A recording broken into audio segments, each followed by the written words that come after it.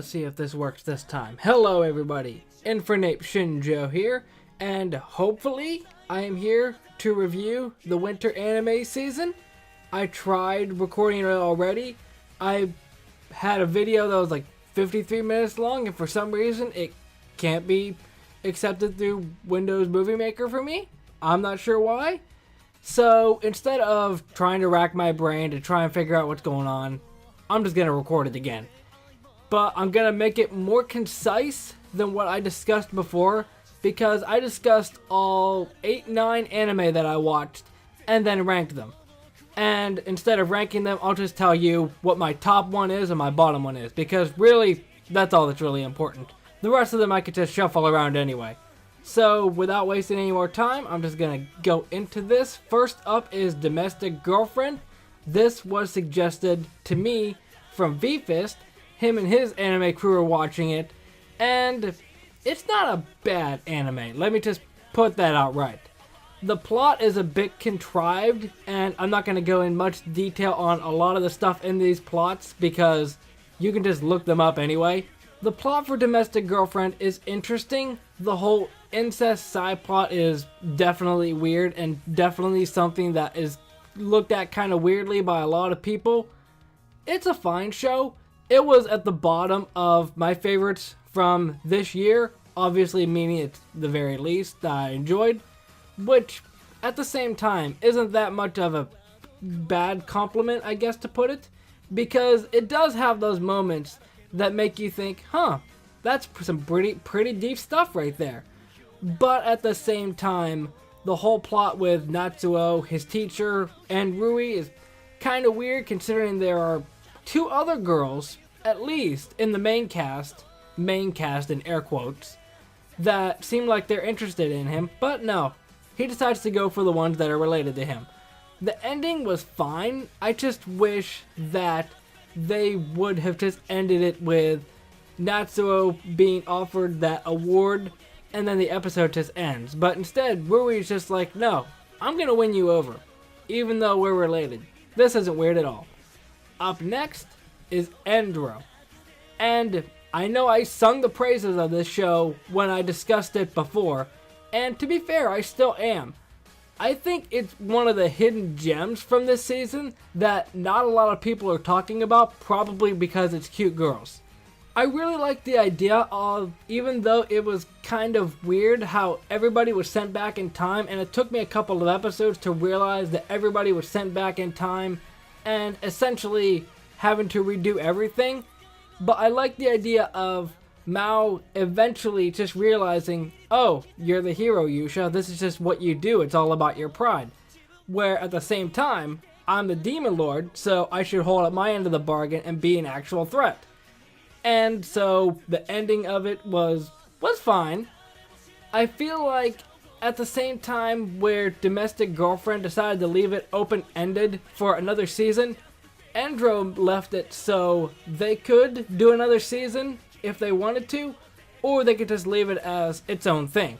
Either way, it's an enjoyable experience. Another season is just a bonus at this point. But Endro is a fine show. If I would have to take a guess, I wrote down my rankings, but I deleted that already. If I would have to rank this, I would say maybe Endro right around the middle, just because it was fine, but I can understand that a lot of people might not like it because of the cute girl aspect.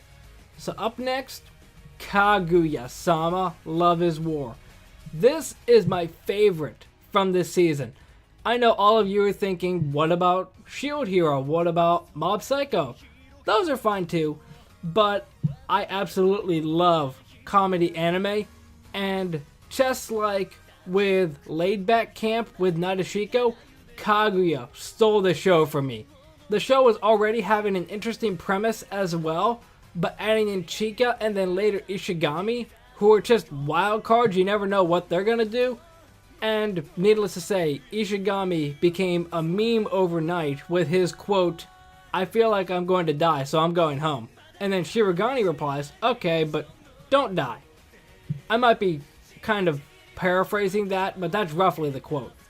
But then Chika just steals the show. She's literally a grown-up Nadeshiko, and I think I even mentioned that to V-Fist after I watched the first episode because he was the one that recommended it to me in the first place. But I would say Kaguya-sama is probably my favorite show of this season, just because, like I said, I prefer comedy anime, and I think Kaguya-sama is one of those that I don't hear as many people talking about because we got the Shield heroes and Mob Psycho fans of the world, which is no problem. It's just I like to give shows that not many people talk about their credit. Wow, I'm going through these pretty fast. I might be able to beat my record of 53 minutes talking about these. So up next, I was just talking about Mob Psycho 100. It was good. All I will say is you have to watch the first season because there's a lot that carries over into the second season. Although that could be said with any show. What I like is my brother started watching a lot more anime. He mainly watched Dragon Ball Z, but since he's got a little bit more free time, he watched One Punch Man and Mob Psycho because I mentioned to him about how they're pretty similar. And then after he finished Mob Psycho, he said, oh, well, let me watch season 2. There was only like one episode left to go. And I knew I had to be there for episode 8. No spoilers on what happens in that episode, but the end of the episode was just something that I wanted to see him react to. And it's just a nice feeling when you get to watch somebody else react to something that you've already watched. The animation, as per Studio Bones, is top tier. I think Mob Psycho would be number 3 in my favorites from this year.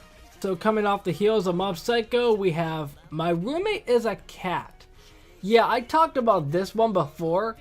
I don't have a pet or a cat or anything myself, which, needless to say, is the show's demographic because pet owners would flock to this show like cats to catnip.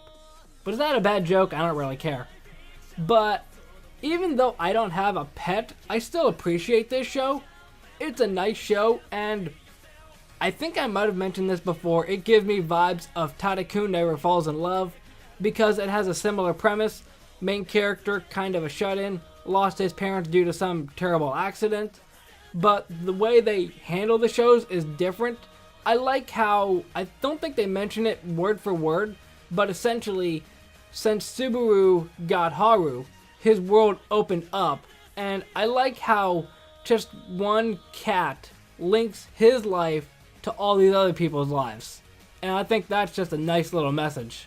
And I like how it gives you an idea of why Haru does the things she does, because it gives you a perspective on what she's thinking. And I like how Haru and Subaru are essentially both thinking, I'm going to protect the other. I like how both of them are thinking they need to protect the other one when essentially they're saving each other. Kind of symbolic. Coming up next is Promised Neverland. Promised Neverland is number 2. Kaguya 1, Neverland 2, Mob Psycho 3. Those are my top 3 favorites from this season. I'm not going to go into details on Neverland because if you haven't watched it, you need to watch it. Toonami is dubbing this. It's probably already maybe 3, 4, 5 episodes in by the time that I'm watching or recording this. But it's a good show. I'm curious to see how they're going to handle it dubbed. I know Erica Mendez is voicing Emma. Don't know about Emma Norman and Ray, but I don't know. I'm just excited to see this show. This show is so good. I know it's getting a second season in 2020. It's just a good show. The suspense, very good. The horror, good.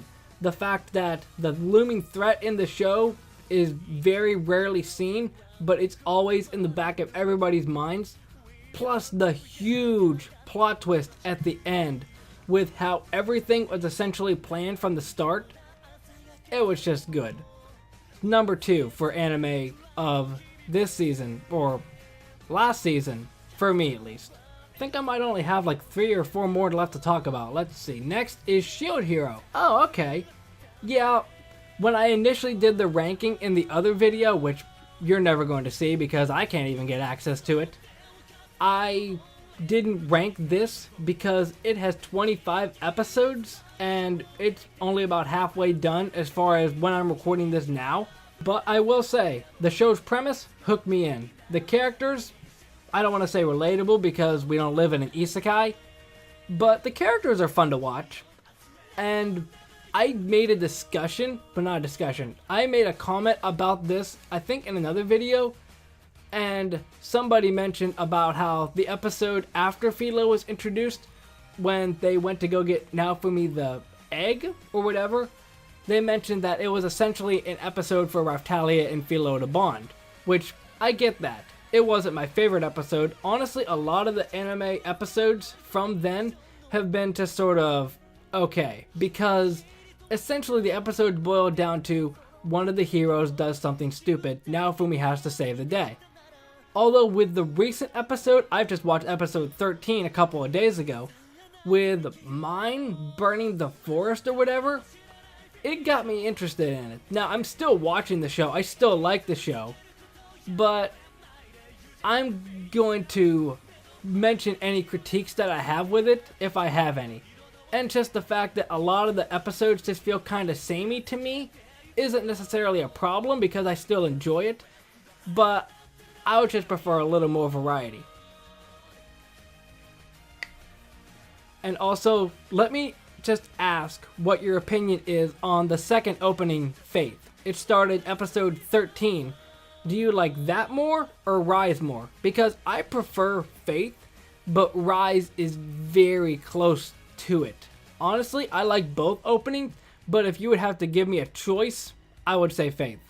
So if I'm not mistaken, I think the next anime that I'm going to be talking about is the other isekai baby from this year. That time I got reincarnated as a slime.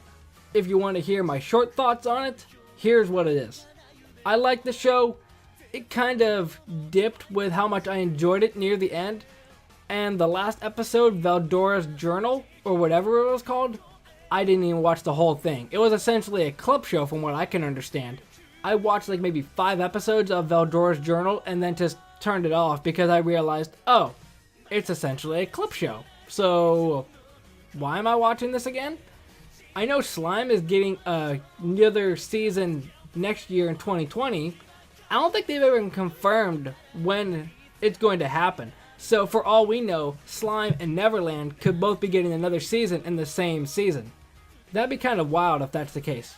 But the reason I say Slime kind of dipped in quality is because the first part of the show was essentially Rimuru meeting all these people, building a colony, and then the 3/4 into the show, Rimuru decides, I'm going to go to the school to help out these kids that Shizu's talking about.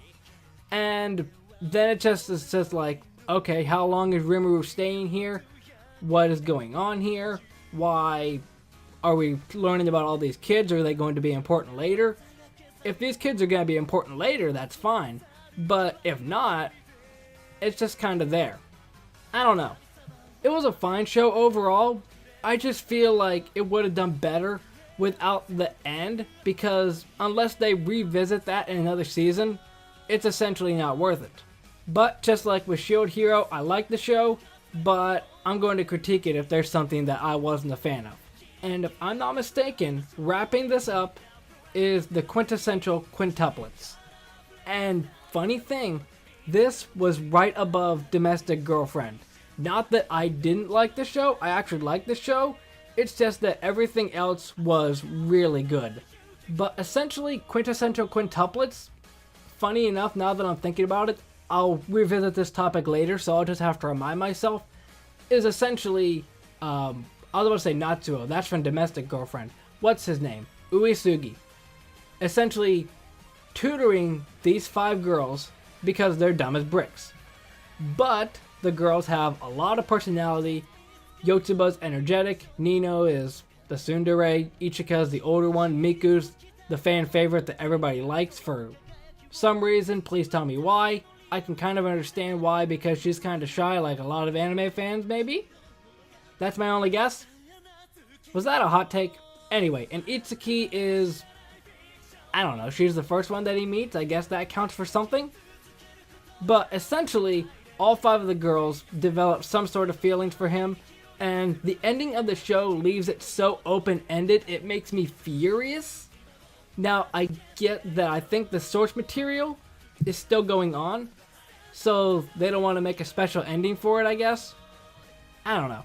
it's a fine show, but I feel like it's just gotten overlooked by a lot of people because they looked at it and thought, oh, another harem anime, not worth my time.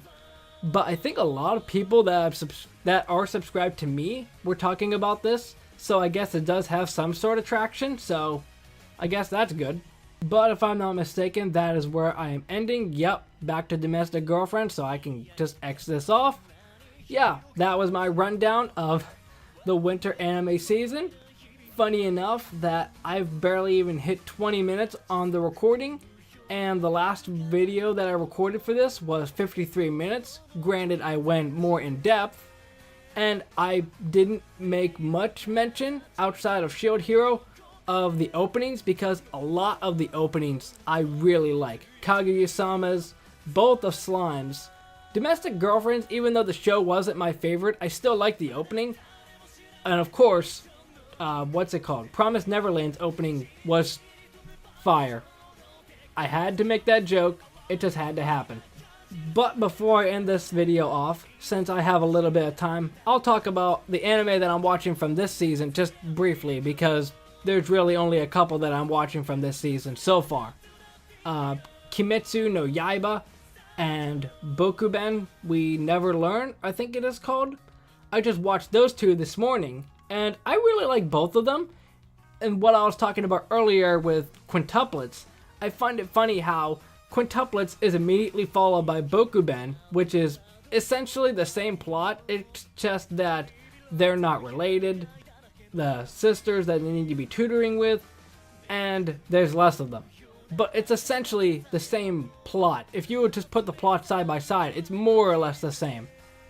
But One Punch Man Season 2, what else was it? I haven't watched much else from this season yet, but I'm excited to watch Hitoro Bochi, I think it is. It's essentially about a shy girl, so I'm curious to see how that goes. But I think there are a couple of other ones that I'm interested in, but I haven't gotten around to watching yet. So if you want to leave any anime that you're watching from this season down in the comments section, I can watch them, see if I like them, and if I like them enough, I might discuss it in the seasonal wrap-up for, what would that be, spring? Yeah, that'd be spring. Okay, so I'm going to wrap up the video here, kind of off-the-cuff video, but I wanted to make sure to get my thoughts out there. If the video actually lets me edit it like it normally is supposed to, unlike the 53-minute one that I recorded, that's fine. And if not, it doesn't really make much difference to me. I'll just have to record it for a third time. Fun times. But that is going to be it. Let me know what you think. I tried to avoid spoilers for all these anime, so if you wanted to watch them yourself, then you can. I didn't describe the plot. You can look that up yourself if you're really that interested. But I am going to take off, and I will see you in the next episode. Momentai. 週末旅行が始まる